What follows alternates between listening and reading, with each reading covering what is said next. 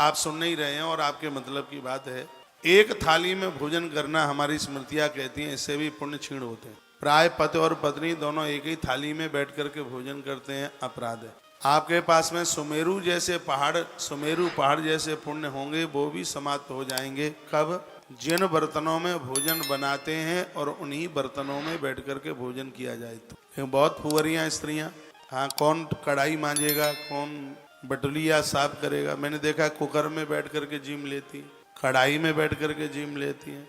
हाँ, 100 आलसी गए तब एक जन्म। थरिया मांजनी पड़ेगी जी, ठीक है ना, कुकर वैसे ही साफ करना पड़ता है। इससे स्त्री पुरुष स्त्रीहीन हो जाते हैं। जिन बर्तनों में बनाया जाता है उसमें खाने का बहुत बड़ा दोष है। भूल करके भी उनमें न खाया जाए। एक पात्रे सदा भोगचित सवेशो ब्राह्मणाधम। बोली बांके बिहारी लाल की, हनुमान जी महाराज की जय हो। कुछ बातें हैं, जैसे तुमने थाली में भोजन परोसा, आधा खा लिया, इतना परोस लिया कि पेट में गया ही नहीं, वो बच गया, तो बहुत होशियार है ना। मैं बहुत माताएं फिर उसको ढक करके रख देंगी, कहेंगी कि शाम को इसको खा लेंगे। आधा जूठा खा लिया, बच गया, तो उसको बताया गया है कि वह सूकर और कूकर के मल के बराबर हो जाता है वो बचा हुआ अन्न। जिसको ढक करके रख दिया है, आधा खा लिया, हाँ आधा परोस के तो खा सकते हैं। यदि उसमें आपने आधा छोड़ दिया जूठा, वो सूकर और कूकर के मल की तरह है, वो द्वारा खाने के लायक नहीं है।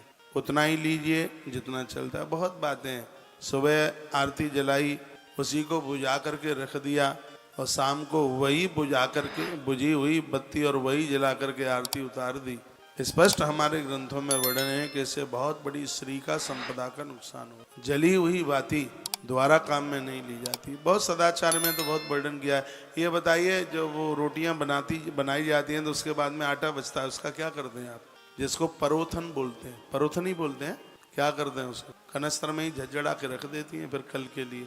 बताया जाता है कि जो बचा हुआ जो उसका आटा है, उसके ऊपर चींटियों का अधिकार है। जैसे पहली रोटी के ऊपर गैया का अधिकार है, लास्ट की रोटी के ऊपर स्वान का अधिकार है, उसी प्रकार से जो बचा हुआ आटा है उसमें थोड़ा गुड़ का बुरादा डाल लीजिए, पीपल की जड़ों में रख दीजिए उसको। इसको कहते हैं पिपीलिका बलि। जीवन में राहु केतु ग्रह परेशानी ही नहीं करेंगे। और एक